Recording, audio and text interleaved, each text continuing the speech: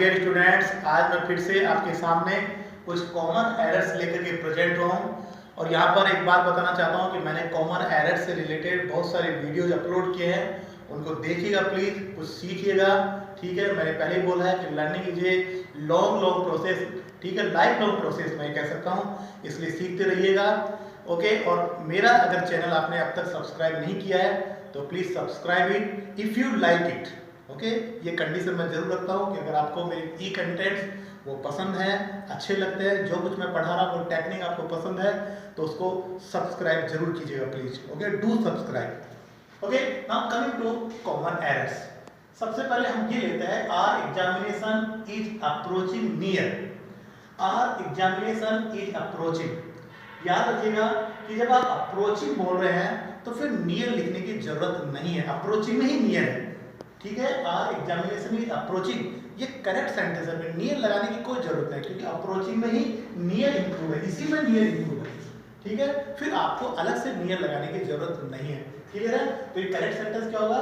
Are examination is approaching. ठीक है, वही बात आती है ट्रांसलेशन की, हमारी परीक्षाएं पास आ रही है, ठीक है, और उसी हिसाब से हम ट्रांसलेशन करते हैं। Our examination is approaching near, आना अप्रोचिंग और नियर भी पास। लेकिन इंग्लिश में क्या है कि अप्रोचिंग का मतलब ही नियर है। ठीक है, इट्स क्लियर। अब चलते हैं हम लोग नेक्स्ट सेंटेंस की तरफ। I am too glad to see you, I am very glad to see you. यहाँ पर ये सेंटेंस इनकरेक्ट है। सॉरी, इनकरेक्ट क्यों है? क्योंकि याद रखिएगा जब आप किसी एडजेक्टिव से पहले अगर आप टू लगाते हैं, टी डबल ओ, तो इसका मीनिंग नेगेटिव हो जाता है। ठीक है, जिस चीज को आप पसंद करते हैं और उससे पहले अगर आपने टू लगा दिया तो उसका मीनिंग फिर नेगेटिव हो जाएगा। I am too glad to see you, इसका मतलब हो गया कि मैं इतना खुश हूं कि मैं आपको देख नहीं सकता।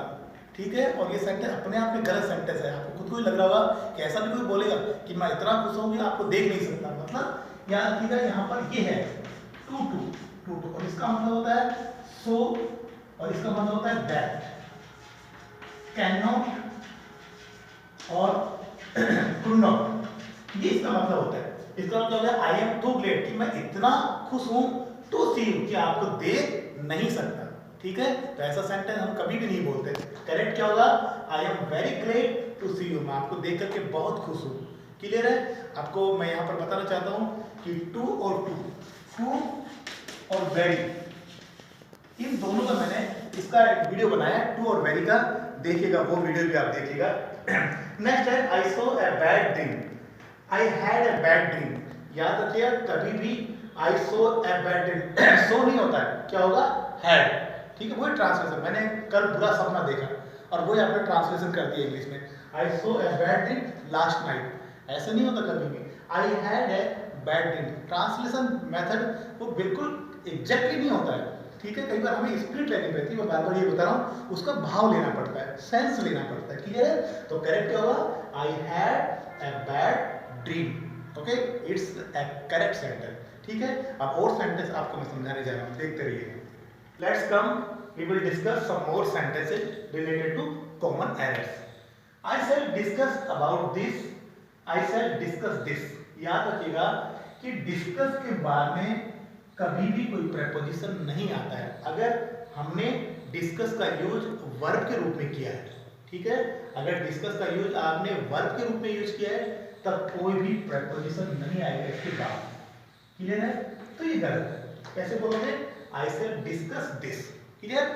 लेकिन डिस्कस का यूज अगर आपने नाउन के रूप में किया है, ठीक है, अगर डिस्कस को आपने नाउन बना दिया तब प्रेपोजिशन आएगा, डेफिनेटली आएगा। जैसे discussion, discussion about, discussion about, ठीक है, डिस्कशन अबाउट। क्यों? क्योंकि ये डिस्कशन है, ये नाउन हो गया, ये वर्ब नहीं है, डिस्कस वर्ब है। अगर आप डिस्कस को वर्ब के रूप में यूज करोगे तब कोई प्रपोजिशन नहीं आएगा, लेकिन अगर आपने डिस्कस को डिस्कशन कर दिया, नाउन बना दिया, तब प्रपोजिशन आएगा about. It's clear?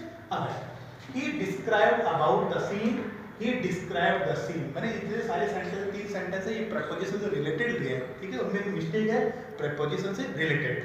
He described about the scene. याद रखिएगा कि डिस्क्राइब का अगर हम वर्ब के रूप में यूज करते हैं तो फिर प्रपोजिशन नहीं आता इसके साथ। ठीक है, he described the scene, no preposition after describe, ठीक है। लेकिन वही बात है, अगर हमने डिस्क्राइब को डिस्क्रिप्शन कर दिया, मतलब नाउन बना दिया, तब फिर प्रेपोजिशन आएगा। कैसे? Description, DSCRIPTION, description about, description about, ये ठीक है। क्यों? क्योंकि ये जो डिस्क्रिप्शन है ये वर्ब नहीं है, ये नाउन है। क्लियर है?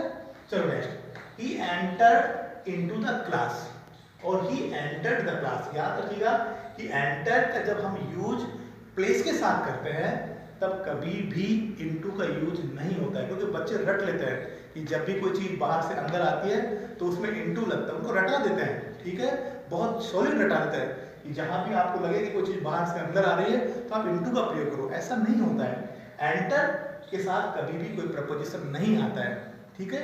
लेकिन प्लेस की बात है यहाँ पर, तब तो नहीं आएगा। लेकिन अगर आप डिस्कशन में एंटर का यूज कर रहे हैं तब होगा। देखते हैं, enter, enter into discussion, enter into discussion. क्यों? क्योंकि डिस्कशन के साथ है यहाँ पर एंटर का यूज, ठीक है, प्लेस के साथ नहीं है। अगर आप प्लेस के साथ यूज कर रहे हैं एंटर का, तब no preposition will be used after enter, ठीक है। He entered the class, direct he entered the class. Clear हो गया? तो याद रखिएगा ये डिफरेंस मैंने आपको बताया है कि डिस्कस वर्ब के रूप में यूज कर रहे हैं, नो प्रीपोजिशन, और अगर डिस्कस को आप नाउन बना देते हैं तो अबाउट आएगा। डिस्क्राइब अगर आप वर्ब है तो नो प्रीपोजिशन, अगर आप डिस्क्रिप्शन कर देते हैं तो फिर अबाउट प्रीपोजिशन आएगा। एंटर अगर आप प्लेस के साथ यूज कर रहे हैं तो there will be no preposition, और अगर आप एंटर को आप किसी डिस्कशन के साथ ले रहे हैं तब फिर इनटू आएगा। Enter into discussion, I enter into a discussion, ठीक है।